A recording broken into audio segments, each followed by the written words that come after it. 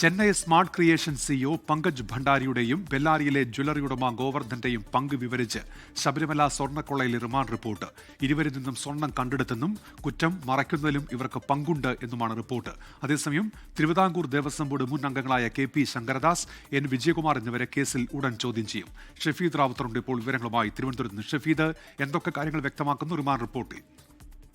ഉന്മേഷ്, ഈ അറസ്റ്റിലായ smart creation CEO Pankaj Bhandari, ബെല്ലാരിയിലെ റൊദ്ദം ജ്വല്ലറി ഉടമ ഗോവർദ്ധൻ എന്നിവർക്ക് ശബരിമല സ്വർണ്ണക്കൊള്ളയിലും കൃത്യം മറയ്ക്കുന്നതിലും പങ്കുണ്ടെന്നാണ് SITയുടെ കണ്ടെത്തൽ. രണ്ടുപേരിൽ നിന്ന് സ്വർണം കണ്ടെത്തിയിട്ടുണ്ട് എന്നുള്ള കാര്യം കൂടി റിമാൻഡ് റിപ്പോർട്ടിൽ പോലീസ് വ്യക്തമാക്കുന്നുണ്ട്.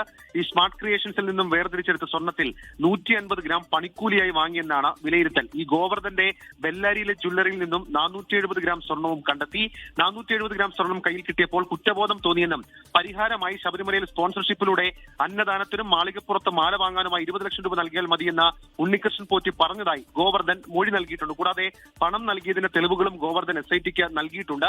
ഈ സ്വർണം സ്മാർട്ട് ക്രിയേഷൻസിൽ നിന്നും ഗോവർദ്ധന്റെ കൈവശം എത്തിച്ച കൽപേഷിനെ വീണ്ടും ചോദ്യം ചെയ്യാനാണ് അന്വേഷണ സംഘത്തിന്റെ നീക്കം. കൂടാതെ കൊള്ളയടിച്ച സ്വർണം ആർക്കൊക്കെ കൈമാറിയെന്നതിൽ വ്യക്തതയുണ്ടാക്കാൻ പങ്കജ് ഭണ്ഡാരിയെയും അതേപോലെ തന്നെ ഗോവർദ്ധനെയും വീണ്ടും വിശദമായി ചോദ്യം ചെയ്യും. ഇവർക്ക് ദേവസ്വം ജീവനക്കാരുമായുള്ള ബന്ധത്തെക്കുറിച്ച് വിശദമായ അന്വേഷണം നടത്തും. ഉന്നതരുടെ പങ്കിനെക്കുറിച്ച് അന്വേഷണം അത് SIT ഊർജിതമാക്കിയിട്ടുണ്ട്. മുൻ ദേവസ്വം ബോർഡ് അംഗങ്ങളായിട്ടുള്ള ശങ്കരദാസ്, വിജയകുമാർ എന്നിവരെ ഉടൻ ചോദ്യം ചെയ്യാനും SIT തീരുമാനിച്ചിട്ടുണ്ട്. ഉന്മേഷ്. ശരി, ഷഫീദ് റാവുത്തറാണ് വിവരങ്ങൾ നൽകിയത്. ലോകത്തെവിടെയായാലും ഏത് സമയത്തും 24 വാർത്തകളും ഓഗ്മെന്റഡ് റിയാലിറ്റി പാക്കേജുകളും എക്സ്പ്ലെയിനറുകളും വിശദമായി കാണാൻ ഞങ്ങളുടെ യൂട്യൂബ് ചാനൽ നിങ്ങൾക്ക് സബ്സ്ക്രൈബ് ചെയ്യാം.